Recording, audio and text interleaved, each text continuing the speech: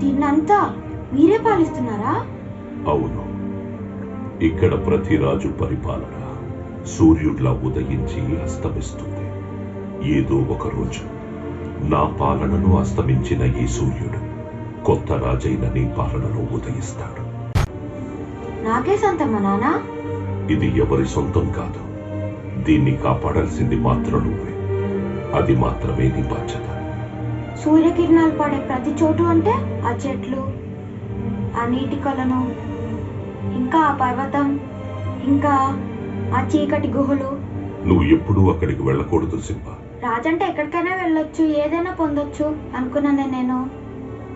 అందరూ కావాల్సింది పొందాలని చూస్తారు, కానీ నిజమైన రాజు ఏమివ్వగలనా అని చూస్తాడు.